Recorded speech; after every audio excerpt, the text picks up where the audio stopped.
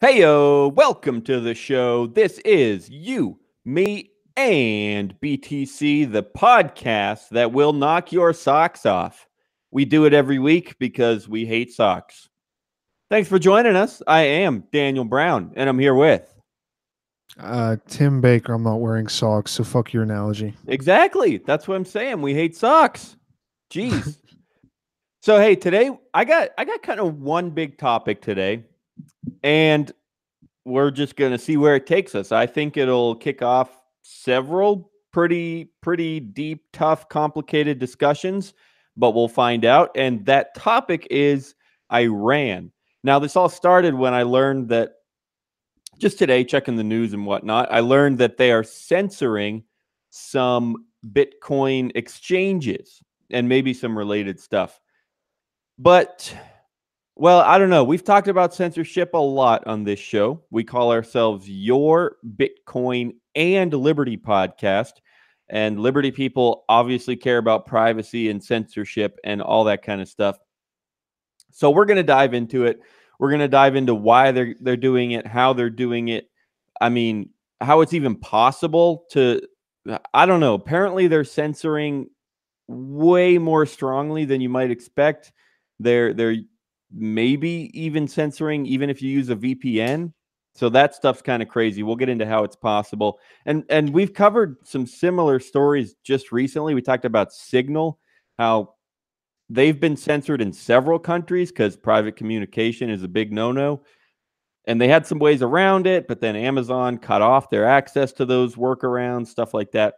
That is all coming up. And like I said, one big topic today. We're just going to have fun with Iran because they're way more fun than socks. No one has ever said that sentence before. Till now. I am going to send out a quick tweet because I was a little behind today, didn't get to schedule as much as I would have liked to. So, Tim, would you be willing to thank our sponsor today? No, I have no connection. No, because I think I've figured out something. And I feel like I do it wrong every single time I do the ad for them, and I probably oversimplify it and everything. But my whole pitch for them, and it's Chronologic, and it's at chronologic.network. One, my thing is they've given us money, so you should too, both us and them. But Chronologic, if you're looking for like actual solutions, this is what I talk about. I think I normally just use is instead of like we have a lot of people, they complain about stuff, they complain about the problems and things and then how we can fix them. But if we could just like a lot of people I think would be willing to admit that you should start over with like money or with contracts and how convoluted it's gotten. And we can kind of do that while still having everything we've learned if we can move stuff into decentralized ledgers where Chronologic is based off Ethereum, built in with it, and it has to do with contracts, specifically like debt contracts. And if we can push more of that stuff into decentralized things like this, or at least pseudo decentralized, I don't even know like how decentralized these things would be allowed to be in the kind of world that we live in. But the further we can push it in that direction, I think that's at least like a win.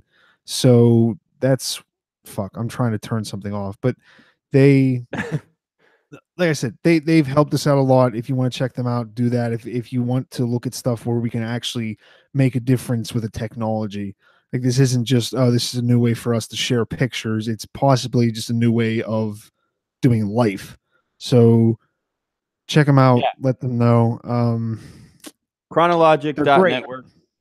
They are one of those companies building on Ethereum, and one of their catchphrases is temporal innovation on Ethereum. If you're wondering what they're all about, all of their smart contracts and ideas and projects are all time related. So they got stuff like the Ethereum alarm clock. Check them out at chronologic.network. So Tim, I got to ask you because you are our well. How do I always put hate it this? when you start this because it's never you are our like idiot stooge. No. This is gonna, I think, a compliment. You know way more about current events and about history and about news than I do. I mean, we joke about how none of us really follow the news, but you know way more about politics and wars and whatever than I do. So before we get into any of this, can you just tell me like what is the status of Iran? Like, in America or just in general, like what's going on? Like not even about Bitcoin, just like what the heck, what is Iran doing these days? The If you last know, I I heard, like I said, I'm assuming that you would know more than I would. the last I've heard as far as what's going on, we had that thing and we reference it too many times on the show for me not to know when it was, but whatever. Where a couple years ago we were planning, I believe, to go in Iran. Like I'm pretty sure it was Iran. I'll even just look it up as I go. But regardless if it was, no, we talk about it because it was something where it almost seemed like it was exactly what happened to Iraq. But instead of us actually going putting boots on the ground, as they like to use their word for invading a country, we we just Yeah. continue to do strikes, strategic, no boots on the ground strikes, which is what Pearl Harbor was, if you want to look at it like that. Like they didn't bring soldiers in; they just did a little strike. They were being cut off from trade by It was this. a So they would just, respectful strike. yeah, They didn't even no, touch exactly. ground. Yeah, there were no civilian deaths. I have no idea, but that's how the Japanese would spin it. Um, but yeah, so Iran. No, that was Syria. Okay, that probably was Syria. I'm getting that messed up. I didn't look it up See, yet, this but is I what just I had. was saying. None of us keep track. Well, yeah, and it all kind of just blends together, which is probably bad, but then I feel like it's probably good too because it's not like it all kind of blends into the same thing because we do the same stuff over and over again. But Iran was in recently because of at least The nuclear. allegations, and by recently I mean like the last 2 years. Because it was there's been a lot of destabilization there. There've been rebels fighting back and forth. Oh wait, never mind. This is all So, Syria. I have no idea what's going on in Iran. jeez, I'm sorry. Wait, jeez, great Iran start, great start. Here's what instantly. I know about Iran. The biggest thing lately has been the nuclear deal, where they're just not supposed to do all this nuclear stuff, and they might do it, but they might not. And everyone argues about whether they, if we put these sanctions on them, would they respect us or not? And everyone argues about that, and then everyone argues like, well, maybe the government's bad and maybe they need those sanctions, but the sanctions really hurt the people who aren't that bad. Or, in general, obviously, I'm using generalities. But that's what I know of lately. The biggest thing was the nuclear issues where people are so afraid of Iran having nuclear weapons, and we're trying to make all these rules that they have to follow so that they could never get them. And obviously, Yeah, then that's everyone, even people that agree that there should be a nuclear deal, then have gigantic arguments about whether what the deal should be. Should we inspect them every 6 months or 12 months, or do we need to inspect military sites or every site and all that kind of stuff? okay. Like, well, if we're not inspecting everything, what's the point of even having a deal? Which I think is a pretty fair question. But That no, it is. That's a good point, but no one ever looks at it like that. I'm going to try to redeem myself from knowing nothing about this topic, because then the most recent thing I know is that there was that hostage situation a while ago, whenever it first got turned over. But Iran was like, or just in general, like you're talking about how, yeah, they just have all these kind of demands that aren't like, these demands aren't based off of safety or based off of like a, well, this way you do this and so you don't have accidents. It's based off of like they're going to have to jump through so many hoops that at least we can delay the problem for a little bit. It's like, at least yeah. because it's not like these people, it's not like the US and France and Britain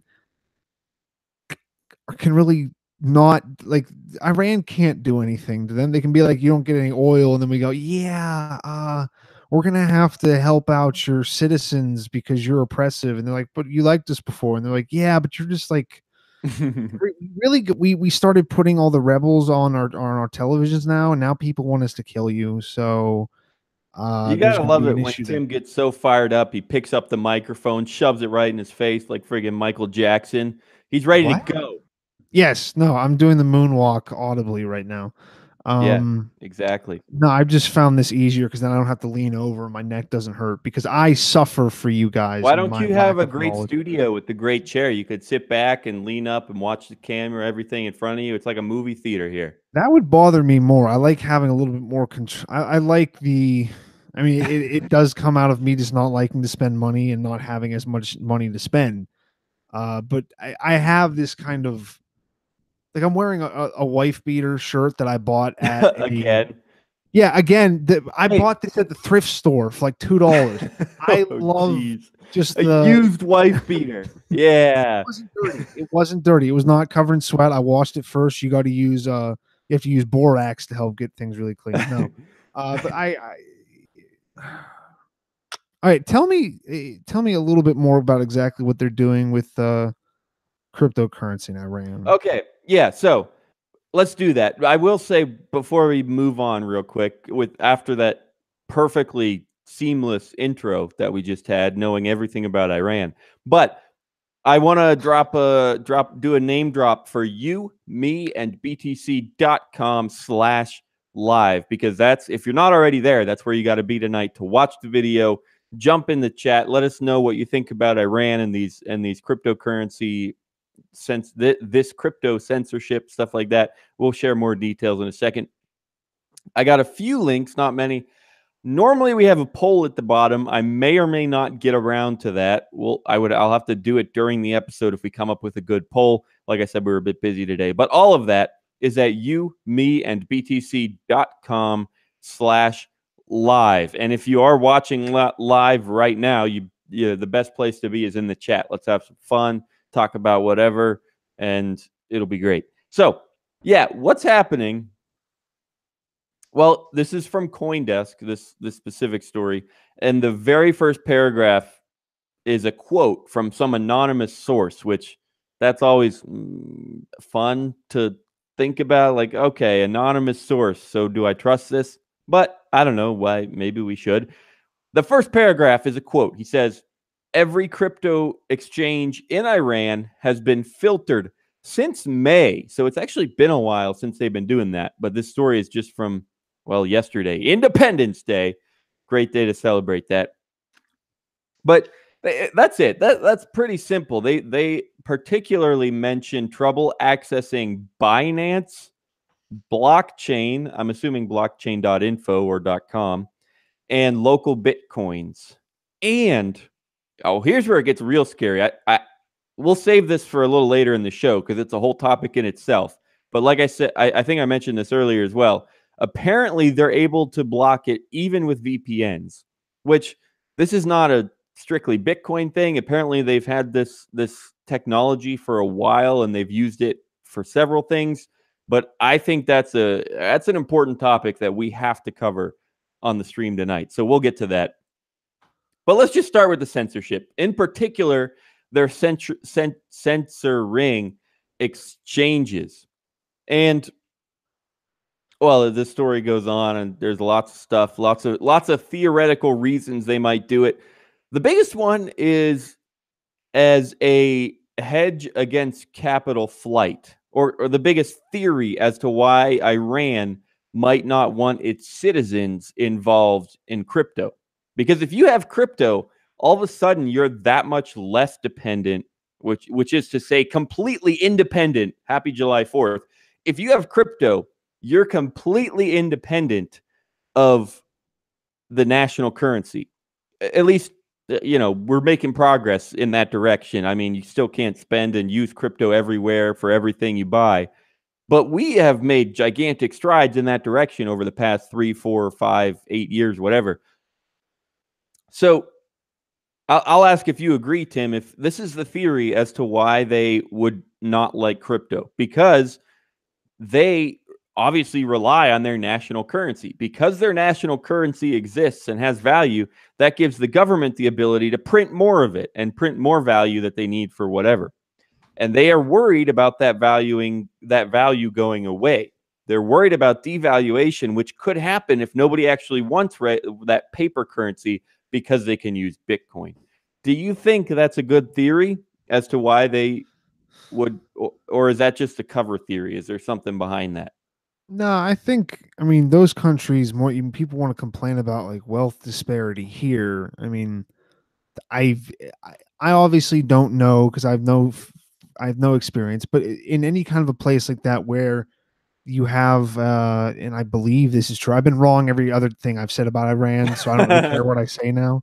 But you have like the oil reserves and stuff like that, just making people crazy rich.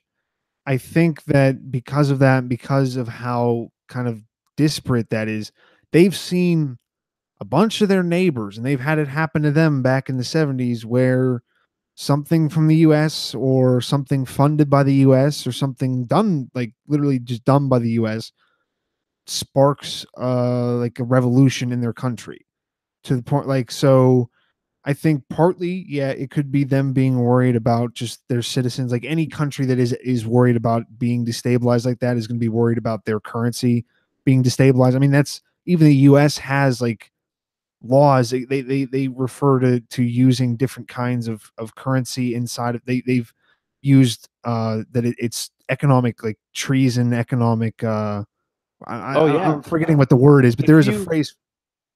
I actually saw something just today, completely unrelated topic, but I saw it just today on Twitter where some gold bug was saying like if some anti-Bitcoin gold bug was saying that like if you love Bitcoin, like have you not even considered how if Bitcoin really went mainstream, it would be illegal? Like because of this kind of law, like you're saying, like they don't want competing money. So he's assuming that Bitcoin is not allowed for whatever reasons, whatever laws. I'm sure you could point to some that suggest that competing currencies are illegal. And I know there are some in the US because we saw this with the Liberty dollar, which we've mentioned ages ago on the show, but it was like a silver dollar, but it looked kind of similar to a quarter or whatever, a half dollar, something like that. Or no, it wasn't even a silver dollar. It was just its own currency. It was just a silver coin that was supposed to be an alternative currency that kind of looked like normal U.S. coins. And they cracked down on that guy. Bernard von Nothaus was his name. I'm sure I said that wrong, but they cracked down on him, and I believe he still is like kind of in legal limbo where he's awaiting trial or something after years or decades or something. Yeah, the Anyway, all that Liberty to say, dollar. It's the Liberty yeah, dollar if anybody want to look that up. yeah, exactly. All that to say that yes, you're right, Tim. A lot of governments are obviously for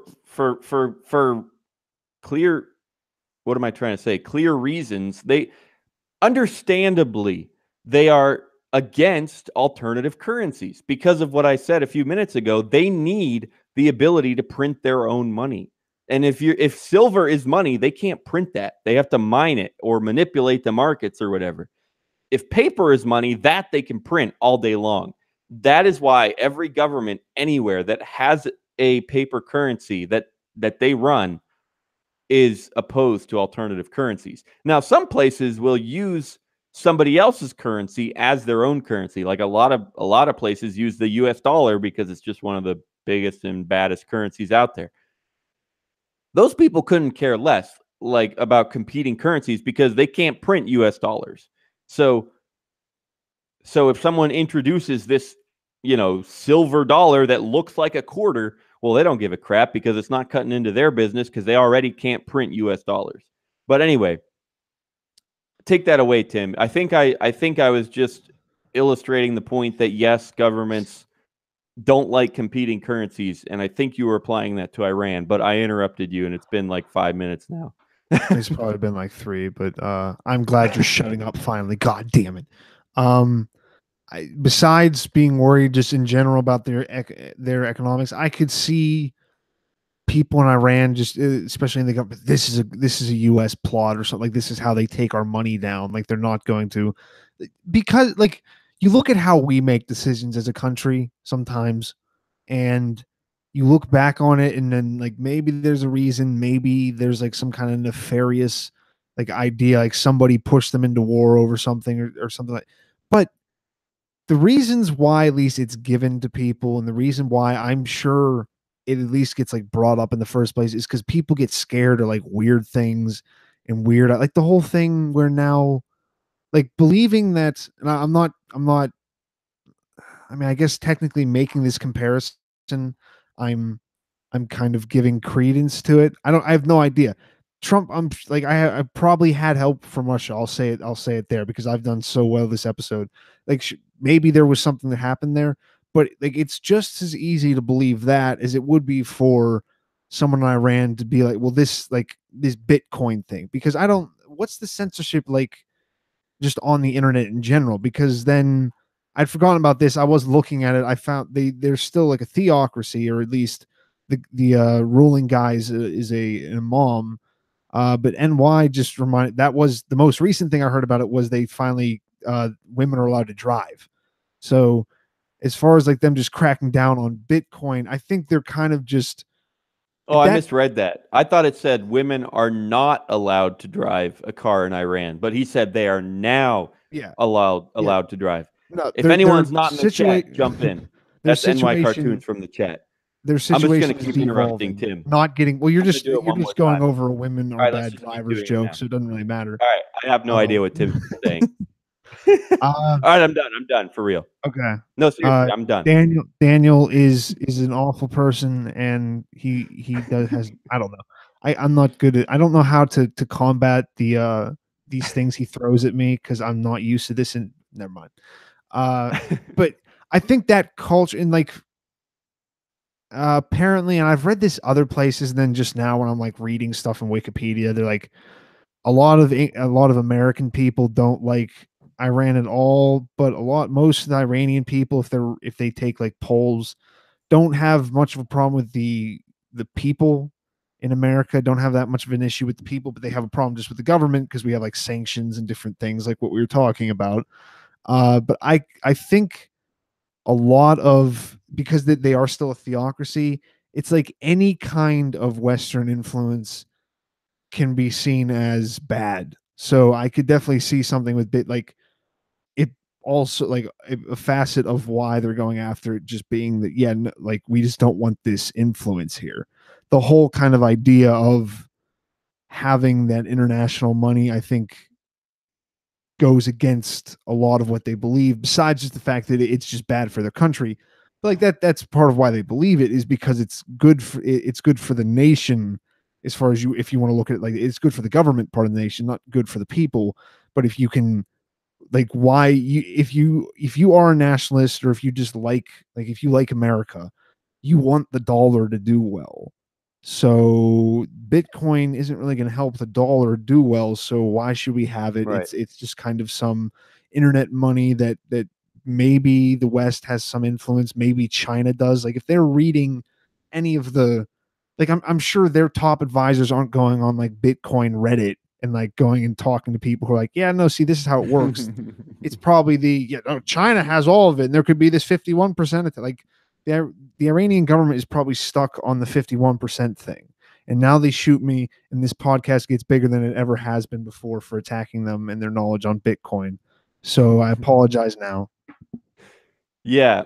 I mean, yeah, it doesn't help. That's a good way to put it. It doesn't help anyone. Or if you care about the dollar, Bitcoin doesn't help you. And then that goes for anyone that cares about any currency. Bitcoin doesn't help you. Even altcoins. If you love cryptocurrency that is not Bitcoin, then Bitcoin doesn't help you. Yeah, I'm sure some people would argue with that, but yeah. I think about, like, that's why gold bugs, like that'd be the only reason why they wouldn't like Bitcoin, because it's not seriously like, hey, you guys, no, oh you need right. to make the right decision, because you don't give a fuck. It doesn't matter. I mean, I guess you could say it would push gold up, but the amount of people you're going to save with that argument doesn't work there. But the only reason why gold bugs are like that is because if we have a cryptocurrency that is based, and the value comes from its surety because of math, instead of just, I found this in the ground, like it just has more applications than gold. I get that there's a history behind it, but if we're going forward, history doesn't matter for as much as I think people give like gold and silver are technology. They're not they're not like a society, or like a societal norm, or like this is our heritage or something, which are still bullshit, but I understand like holding on to them. But silver, Wait. Yeah, keep going. I'm lost, but maybe you're just about to clarify.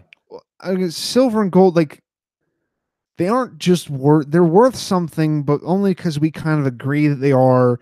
And the reason why we agree with they are Yeah, is because we have wait. You're right, but that's the opposite of technology, and that is a cultural norm. You said it was technology and not a cultural norm. But if it only has value because we agree on it, that means it's a cultural thing and not a technology. I would argue that's still the same thing for Bitcoin. There's no inherent value to these things. Just like Right. there's no inherent value to a different way of another different way of keeping track of something or any good. There's no inherent value to a carpet cleaner or what the fuck am I thinking? A vacuum. What? There's no There is, inherent value. And what I'm saying, I'm man. breaking it down to that. So what I'm saying is like gold and silver are technology in that they have something about them that we like like we would call it normally an inherent value, and that is, I think, a kind of technology. And maybe I'm wrong to say it's not a social norm. Maybe it's.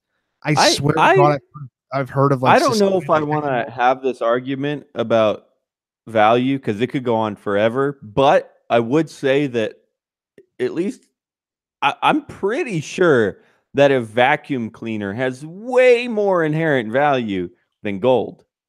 Like, if you're saying inherent, as in like it actually accomplishes something, it actually does something, it actually creates value. Like a vacuum cleaner saves me time. Gold just sits in the corner. No, I'm going back like behind that as far as what inherent value is. And inherent value to me is just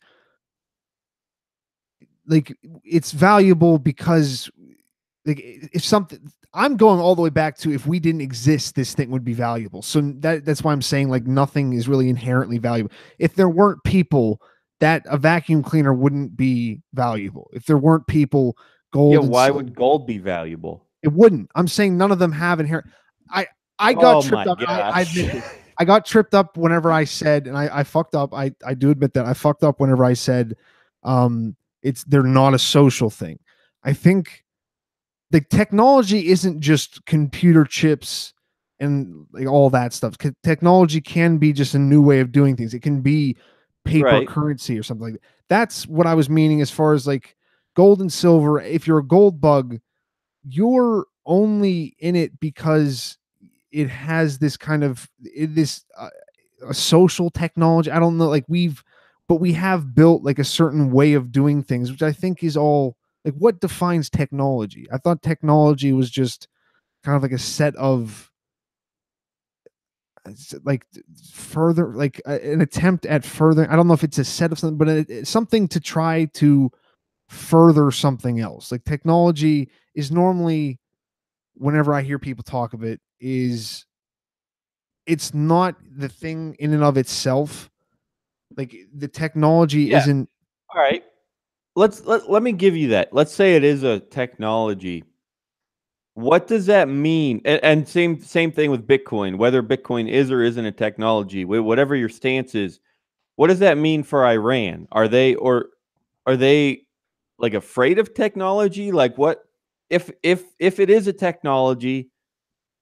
Yeah, what does that mean for Iran? Is that why they're stopping it? They don't like technology because it makes people stronger?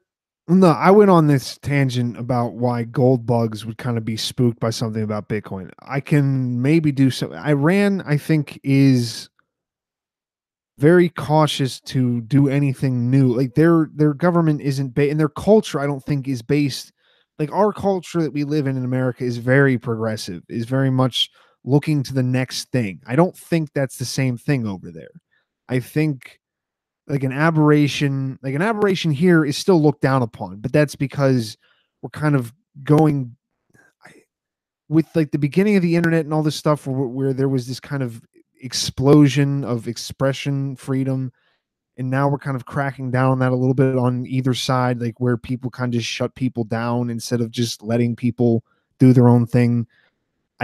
We at least have that. We may condemn new things, we may condemn new technology. We have plenty of newspapers that go after Bitcoin and say it's going to fail. But like what we're seeing, Iran's actually putting or trying to put things in place of it, and I think that's because they just don't have the government doesn't have the at least supposed will of the people of making progress. Our government kind of spends its time kind of like bullshit us into thinking, hey, we're getting better. And it's you're still kind of doing a lot of the same shit. It's just nobody cares. But I don't think that's how they work. I think that was there anything about any other alt currencies? Because if anything, just go to those. Like, don't worry about Bitcoin and Iran. Then just use True. Dash or something I like mean, that.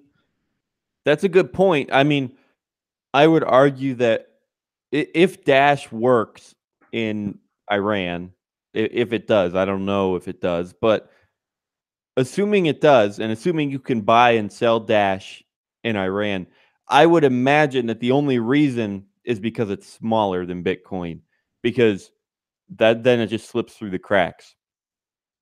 I'm sure they're not like actually supporting Dash, and I'm sure if they were thinking about it, they would block Dash as well as Bitcoin. But there's something to say for that. There's something to say for well, a lot of people might love Bitcoin because it's the biggest, but that can be a weakness. That can be a serious weakness when you're trying to slip through the cracks, which maybe you can do with Dash or who knows what in Iran. So, okay, here's what we got to do, guys. First of all, I'll just drop another reminder. Check out the chat at youmeandbtc.com/live. Like I tried to say when Tim kept interrupting me, we got NY Cartoons in there already, chatting it up a little bit. And anyone else is welcome. But speaking of all this technology stuff, originally I thought this was going to be a very different topic, not a different topic, but a different angle to take on this story. When like I said a few minutes ago, how we need to talk about this VPN stuff, where apparently they're blocking it even if you use a VPN. I thought that was going to be a whole different angle, but now that we've talked so much about technology, this could actually fit in pretty darn well with everything we've already covered. Because now we're going to have to ask the question, well, if like what does that mean for technology and the state? Like what? Because maybe they don't like technology because it empowers the people, but at the same time, maybe the state really needs technology to protect itself from its people. And I did not foresee this discussion at all, but it's coming together kind of nicely so far. So we'll see where that takes us in a moment. I am going to run our ad here. Another thank you to our sponsor. We'll be right back in about 30 seconds to cover, like I said, like what the heck does technology mean when it comes to the state? And that's coming up. Hey guys, today's show is brought to you by Chronologic.network. Chronologic is an Ethereum-based project that aims to solve time-related problems on the blockchain. Through Chronologic's 3 core products, the Ethereum alarm clock, debt smart contracts, and the day token minting mechanism, they solve the problems of payment scheduling, crypto loan time constraints, and unstable token launches. Find out more at Chronologic.network.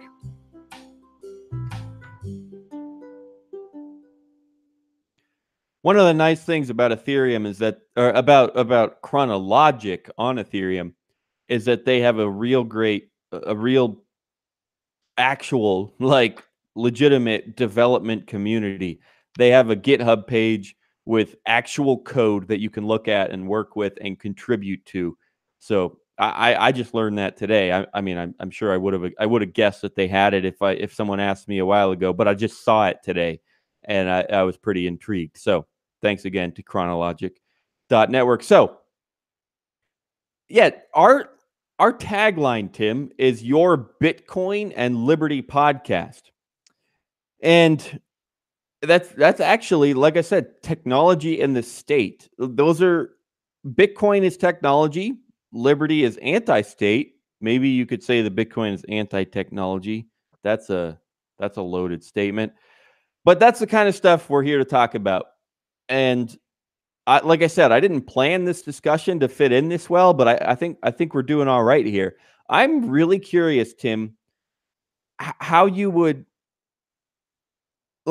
how you would think that the state would think about technology. What do you think the state does? What is their attitude towards technology? And at the same time, I want to ask, what should their attitude be towards technology? Because we've been talking about Bitcoin and gold all day long, and we're about to talk about VPNs and how it's like technology, it's like a war of technologies, honestly. What do you think their attitude is, and what should it be? Just talking about the U.S., right? Although it doesn't really make any difference Well, because no, it's any state, across the board. anyone that claims authority, like what should they support technology? If they claim authority over millions of people, do I want those people to give me technology, or am I afraid that those people will figure out technology?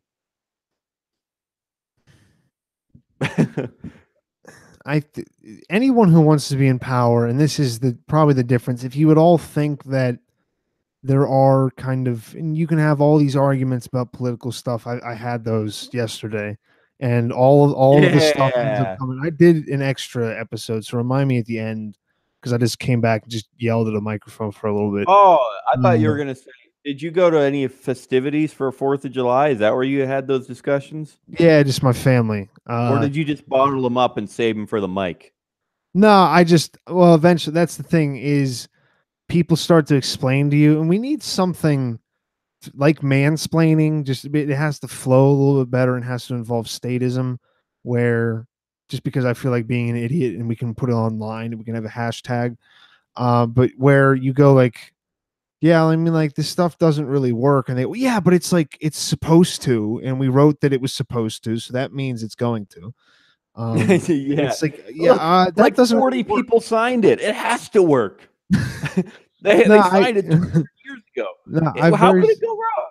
I very specifically had a family member. I called Social Security a Ponzi scheme, which I get it technically isn't, but they went, no, it's not. And then for 15 minutes explain that the Social Security would have worked if the government hadn't taken money out and given it to other things, and then expected people to not live as long. And then also they just didn't really know how to include people into it. I'm like, you're describing everything wrong. And this sounds like like I get that it's not technically what you think, but the only reason why it's different is because it hasn't been called something legally. Regardless of all that, if you are the person in power, if you say you, Daniel, or me, Tim, we are the new dictator, which whatever it is, there's either one guy, and even behind that one guy, there's always a group of people. And that seems to be what every single government is kind of just one kind of collective group of people. Most of them are oligarchies. So we have like 10 people we all hang out with, and we go, okay, like we do want to run this country. We want to make money on it. So they're not going to say that we need to completely shut everybody down. People need to be productive. People need to have an outlet. People need to be able to do podcasts that complain about things, but then not actually go out and protest like we should be. No. So people need all those things. And then people need to be able to feel free, so then they will be more productive. We can tax them more, or at least continue to tax them more.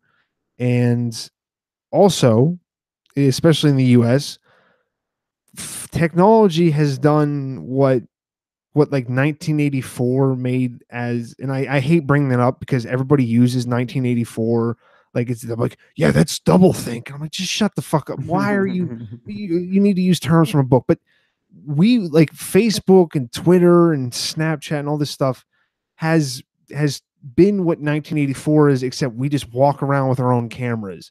Like 1984, they're like, there's always a camera on you. You just have like these little spots where you can not be found. We just kind of voluntarily Camera on ourselves. yeah, we volunteer. We go, no, here's a tracker, here's everything, which is fine. I don't, because I'm not as much against it because it is voluntary, even if it's because the benefits are just so much better because we're not educated, whatever it is. So technology, especially in the US, say we run the US, is very good. And it seems like most of the people who get involved with technology are kind of the same mind as you and I. If we're running the country, the technology guys are also the ones like, yeah, no, we should be reporting all these things because it's going to make us better as a country, and it's going to bring us all together, and it's just going to be great, and everything's going to work out. And no, don't worry about giving me like somebody.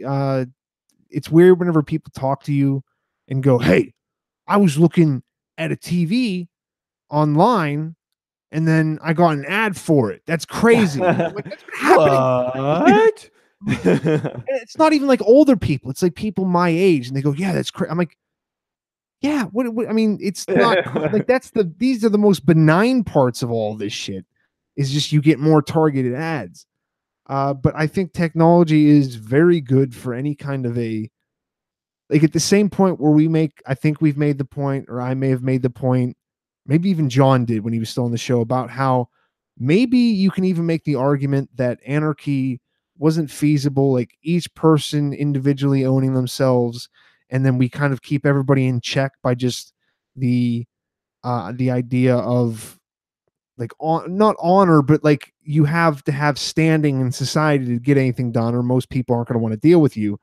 Even if that wasn't possible back whenever we had like rocks and like we like even before the internet, before phones, before Back when we had rocks, are you saying we don't have rocks no, anymore? I don't. I see no rocks anymore. No, I know that was pretty bad.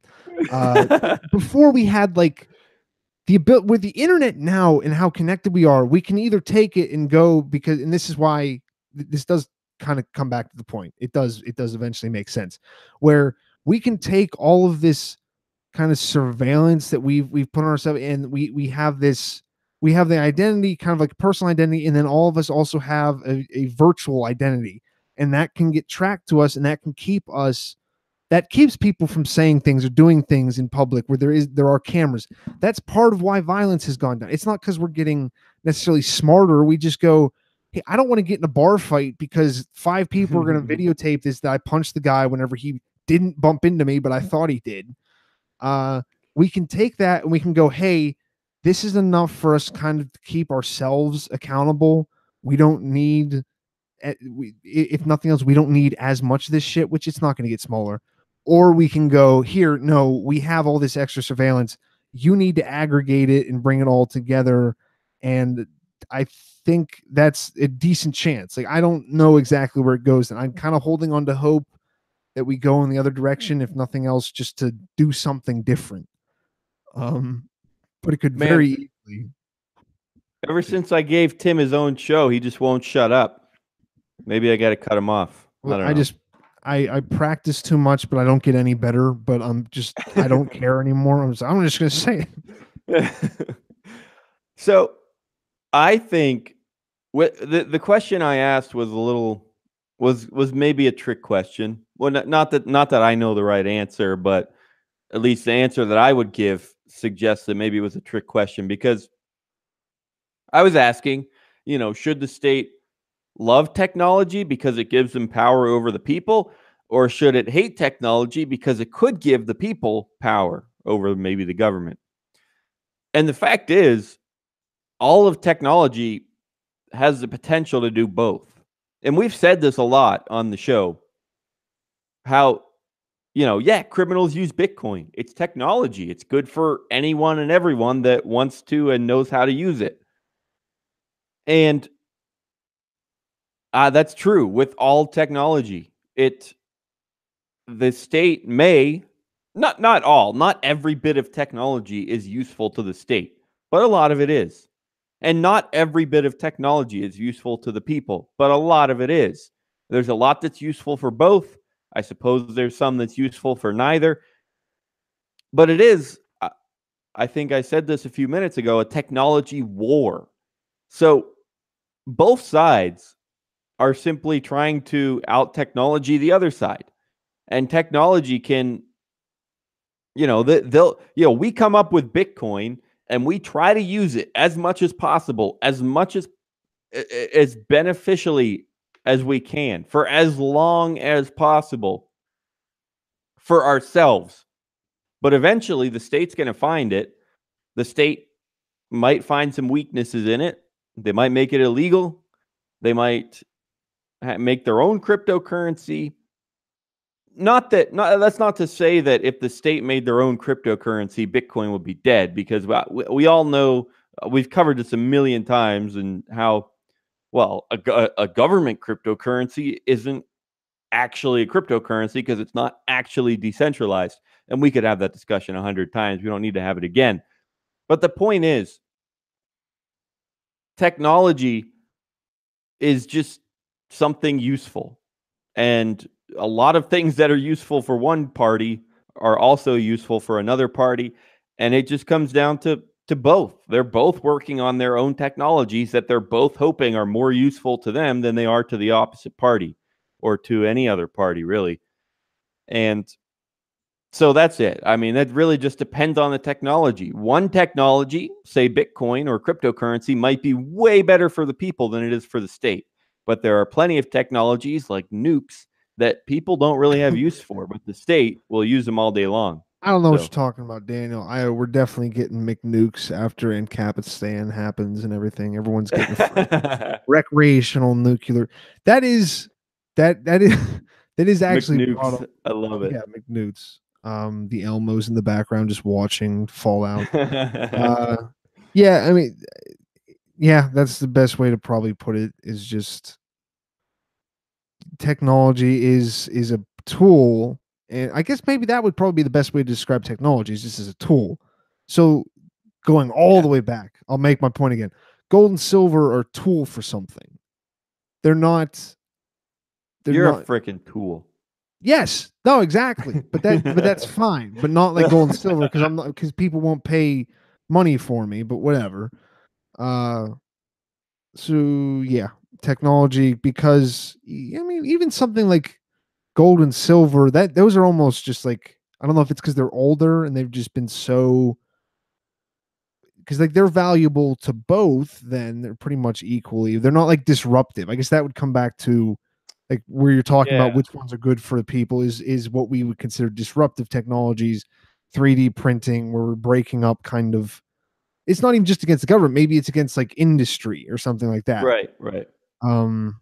So yeah, I've repeated myself enough. Yeah, well, we're coming up towards the end here. I still want to cover VPN, so I'll do that right now, and then we'll circle back around and do advice of the week before we wrap it up.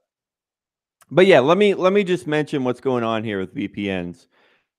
Again, this isn't necessarily new. It's not like they just came up with this technology in order to censor Bitcoin, but they do seem to be using it, and it is relatively new, and it's pretty darn scary. And what it is, well, some people, I'm sure there are a lot of project things. I don't know. There are a lot of aspects to this method where they can censor stuff, even if you use a VPN. All right, just for kicks, let's go back one step further. If you don't know what a VPN is, that's essentially where all of your internet traffic is routed through somewhere else. So if I don't want people to know that I'm in Phoenix, I am, sorry. If I don't want people to know that, then I can send all my traffic instead of say I'm going to Amazon.com or whatever. Instead of going directly from Phoenix to Amazon.com, instead I might use a VPN in, I don't know, Canada, because nobody cares about Canada. I might go from Phoenix through Canada and then to Amazon.com. And obviously there's a lot of technology there, and there has to be a server in Canada that will accept my traffic and forward it to Amazon for me, and vice versa. But when I do that, then by the time my traffic gets to Amazon, they don't know that Amazon or whoever else might be watching, they don't know that I'm from Phoenix. They think it's just someone from Canada. That's an overview of a VPN. Also, just there's a encryption involved. When you use a VPN, and if you don't, there's still encryption involved. If you're going to a website that uses HTTPS, if the website starts with that S after the HTTP, that S stands for secure.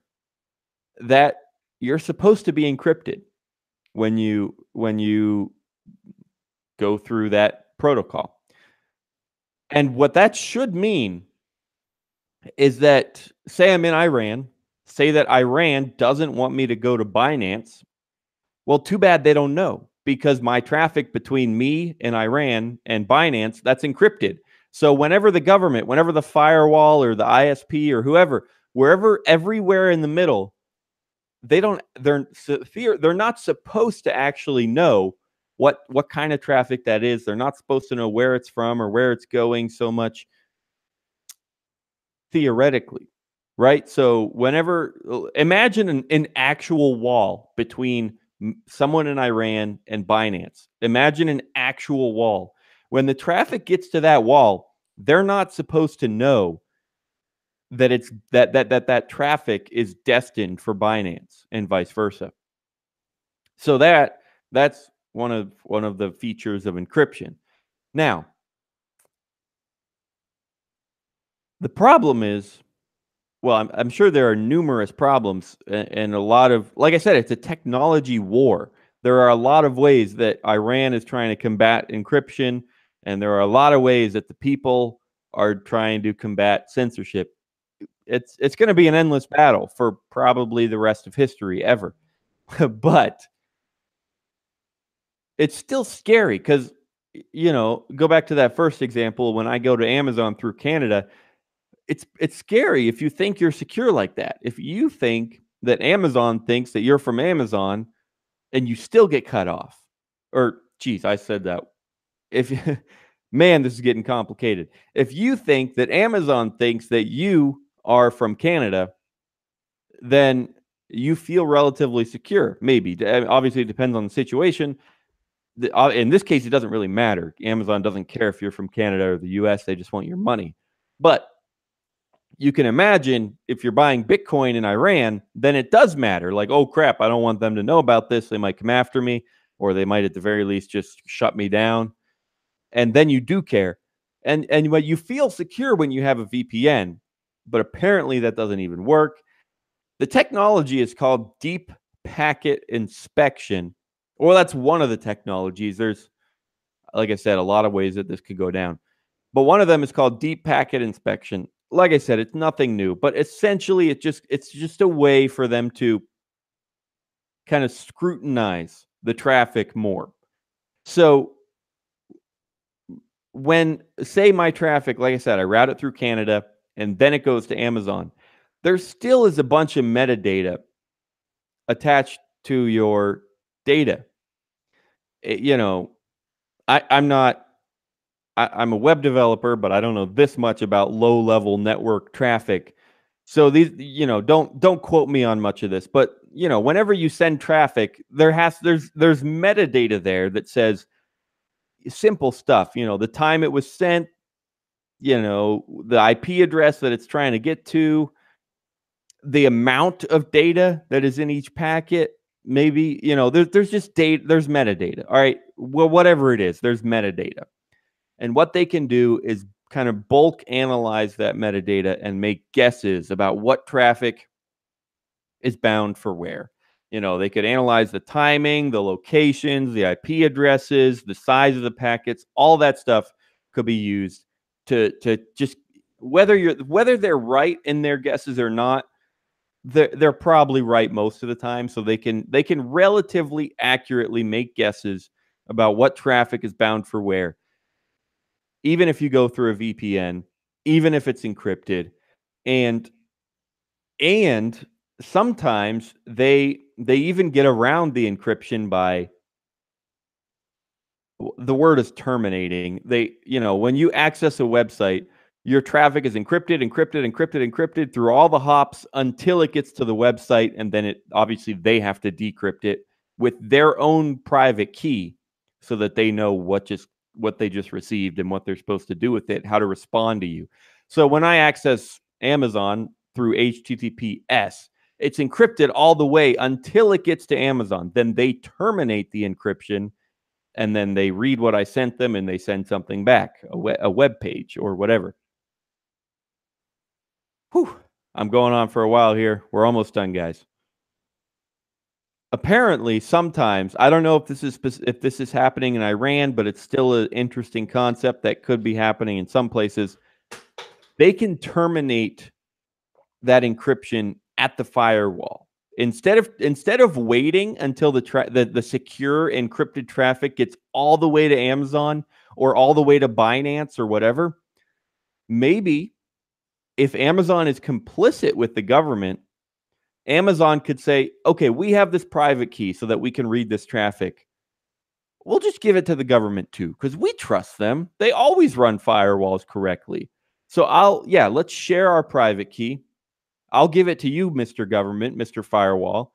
Then you can decrypt the traffic on the way through and just keep sending it on to us. And then we'll decrypt it again when it gets to us. That way, when it hits the wall, you can see what's in it and decide whether to censor it or not. Or there's another way, without the government's, well, no, even if Amazon refused to work with the government, your browser could. Your browser, because your browser, obviously, you as an internet browser user, I shouldn't say you're a browser. Yes, you browse the internet, but I mean the program on your computer. That's going to be the browser. You will be the user. Obviously, you, the user, don't know anything about this encryption. You've never looked at these in private keys or public keys. You've never, if you're going to Amazon.com, you have no idea what their encryption keys are. The only thing that you see is that green icon in your browser. That's all you see. You never know anything about the secure encryption, HTTPS, or any of that. All you do is look at that green icon in your browser and you might think, okay, now I'm secure. So even if Amazon or Binance refuse to work with the government, they might still be able to convince Google Chrome to say, well, we don't have the actual private key for Binance. We can't actually communicate securely, but we're going to, would you mind just showing a green bar anyway when we respond? Google, would you mind doing that? Because we like to sleep together every night. So would you mind just showing a green bar even when we serve an invalid response? It's not actually, we don't have the private key, so we can't actually give a real response that will look valid to them. But can you just show it's green anyway? So that's a thing. There you go. All I'm trying to say is there are these crazy methods, and a lot of people, I'm not going to blame anyone because I know that not everyone cares about, encryption, or not everyone cares about the math behind encryption. Not everyone cares to validate every bit of encryption themselves. I'm not going to blame anyone because it is definitely a hassle. And we've said this 100 times. If you're trying to be private and you commit your whole life to like making sure, okay, PGP signature and make sure I underground Tor all my traffic, whatever. Like, if you're already that committed to, or tied up with hiding, with staying private, you've already lost the battle. Your life is already consumed. That's the word I was trying to come up with. If you're already consumed that much by privacy, then you've already lost the battle, because your life is just completely consists of hiding. And so you've lost the battle. You have no freedom that you thought you had. People love to say privacy equals freedom, and it does in a lot of ways. But if you commit your entire life to all these minute secret ways to stay private, you've already lost the battle. You're already no longer free. I really need to stop talking, so I'm going to turn it over to Tim for some advice here. But hey, I'll tell you what, I won't stop talking yet. I'll give my advice right now. I'll just keep it short and simple. Technology, like I said, it's a war. It's a battle. They're gonna come up with ways to read your VPN traffic. They're gonna come up with ways to read your HTTPS traffic. No matter how hardcore you go, no matter how much your life is consumed with privacy, they're also consumed with removing your privacy. So my advice is to kind of just what I said. Be private, but don't let it consume you. Do what you can. Use Bitcoin, especially as Bitcoin becomes easier. Okay, absolutely use it. If you want to be even more private, these other coins, Dash, Monero, or whatever, They're fairly easy to use these days. Yes, please use them if you need to be private for anything.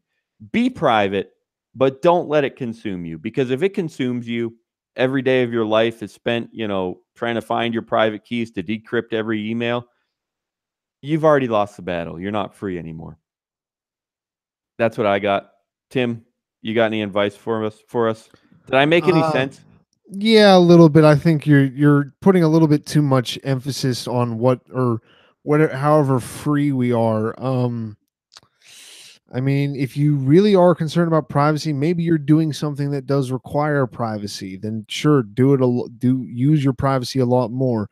And if you're not doing something that No, that's requires privacy, fine. But not everything you do. Yeah, exactly. Not everything you do needs to be consumed that much by like encryption.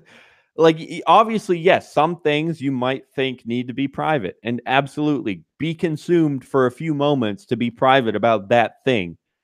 But please, for the love of God, do not let it consume don't let it consume what you had for dinner. Nobody cares what you had for dinner. Like, don't try to keep that encrypted. Right? yeah, I mean, we've made that point so many times. I was mostly just trying to shit on you.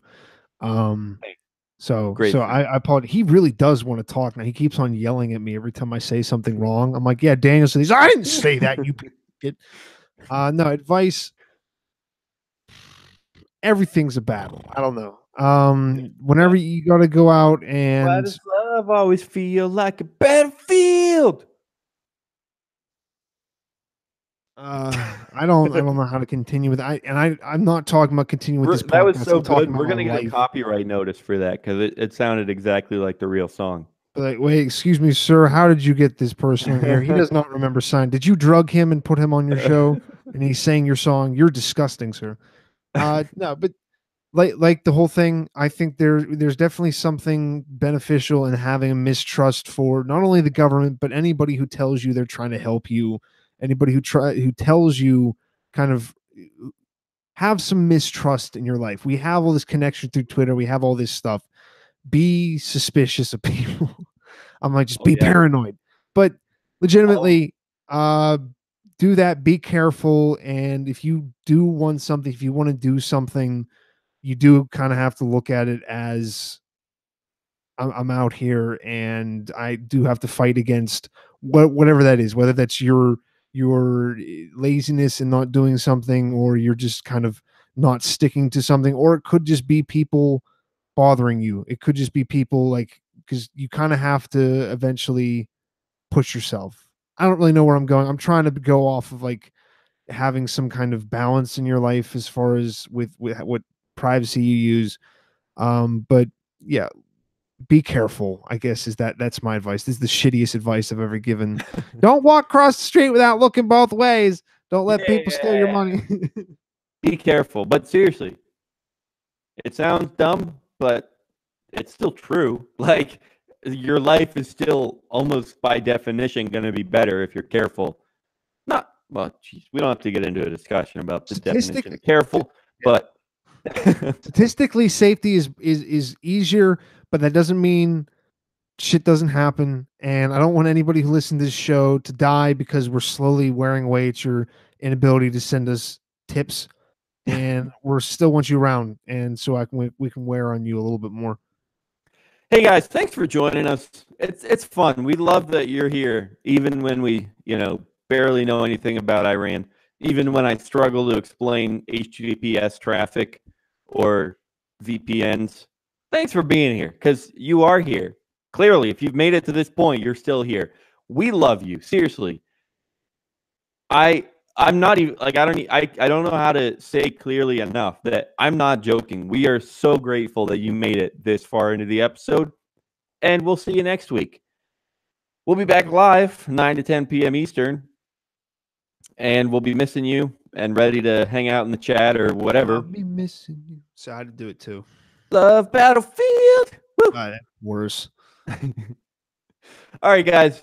Seriously, thanks for being here. If you're hearing music on the podcast version, thank you, John Stewart. Screw you. And hey, it turns out I didn't get around to putting up a poll, and I don't think I'm going to. So check for a poll next week, and we love Look you. forward to that. Thanks, I guess. Bye. If you didn't get me, I don't care. Bye-bye. Don't come at